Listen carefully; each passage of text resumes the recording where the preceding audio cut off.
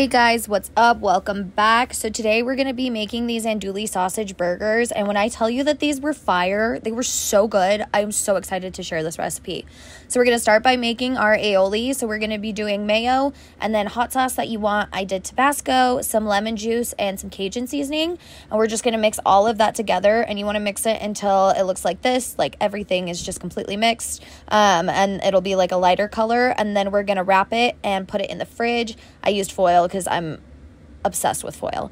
And then we're going to take our andouille sausage and you're going to cut it into little like square quarter-inch pieces.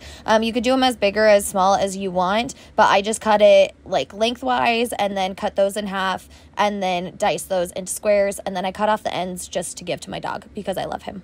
So after we cut those, what we're going to do is we're going to set that off to the side, and then we're going to take some pickled okra and cut those in half.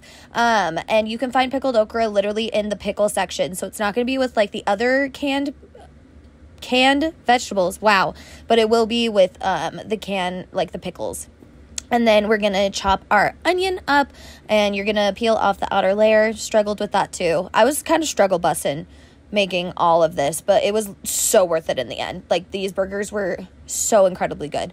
But we're just going to take our onions and we're going to cut them. We're not going to dice them because we're going to caramelize them. So you can dice them if you want, but I just prefer them a little thicker when it comes to caramelizing them. And also, I know I'm supposed to tuck my thumb, but I've been cutting food this way my entire life, and I'm not going to stop. So get it. I know it's unsafe. It's the life I'm living. I'm risking it for the biscuit. But we're going to pull the onions apart. So you want your onions to look like this. Nice and pretty. Then we're going to take our ground beef and we're going to put that into a pan, and the recipe calls for 1.5 pounds. I did 2 pounds, and I honestly am really glad that I did, just because I think the extra beef was good for like forming the patty. So I actually got 8 patties out of this, which was really nice. And so we're going to take out all the ground beef, and then you're going to put the sausage in there. And then you're also going to put the pecans. So you're going to do chopped pecans. You can find those in the Winco section, or if you want, you can chop them up yourself. But I just got the chopped ones because I'm lazy. And then you're going to put your seasonings in there, and then we're just going to mix it all up. I found that the easiest way to do this was basically to just like pull all the ingredients from the bottom and then squish them in. And then once I got it all like really mixed up, I kind of just like grabbed the burger patties and then grabbed sausages or like pieces of sausage or any pieces that were like hanging off to the side, and then like shoved them into the patty. So mix, mix, mix, mix, mix, mix. And then so we're just going to form it into a patty, and you can form them like a little higher than you would be in the pan because we're just going to squish them down later. But you're going to put them onto a baking sheet that is non-stick, and then we're just going to take the rest of these and form them into patties. And like I said, I got about 8 of them out of this, which was really nice.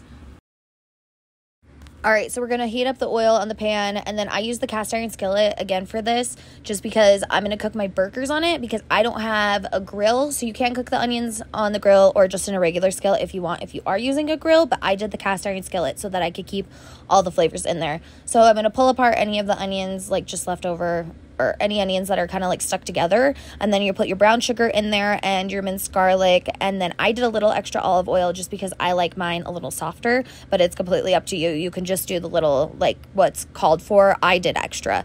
And then you want to keep stirring them until they look like this. So it's going to be about 20 minutes to brown them and really get that caramelized texture. So they're going to be really soft in that brown color, and they're going to caramelized onions are just so good. So then after that, I added a little more oil, and then we're going to put our buns down. And so you're going to toast your buns on the skillet, and that'll get a lot of the flavors on the buns, which is really nice. And then when those are done, we're going to take them off, and then you're going to, so you want them to be like browned and crispy, and then we're going to take them off and put our burgers into the pan. And so you can see here, like I smushed them down just to get that more like patty shape, and then we're going to cook them on medium-high heat. Do about 3 to 4 minutes on each side, so until they look like this when you flip them. So I did 4 minutes on one side, and then I flipped them and did 3 minutes on the other side, and I did 3 minutes on the other side because you're going to add your cheese on, and then you're going to put a lid on and then cook it for another minute just so that cheese can melt on top. So you basically, it calls for blue cheese, and I absolutely love blue cheese. I'm a fiend for some mold, but my fiance isn't. So I did Parmesan cheese on his, and he absolutely loved it. So you're more than welcome to switch up the cheese if you want. But once the cheese is melted, or so like the Parmesan, you'll see that it's melted on top, but the blue cheese, I just kind of did a little squish test. And if it was soft enough to squish down, then that's when I knew that it was ready. And then now we're going to assemble our burgers. So we're going to put mayo on the buns. So I did mayo on both buns. And then you're going to do the okra, we're going to do the caramelized onions, the burger patty, and then you can do watercress if you want. It's completely optional, up to you. But these burgers were literally so bomb. I made Weight Watchers Parmesan fries to go with them that I also have a recipe on the on our channel for. And then I used the rest of that aioli to dip my fries in after. Guys, this was delicious. If you want to see more recipes like this, rate, subscribe, go to our website, and bon appetit, y'all.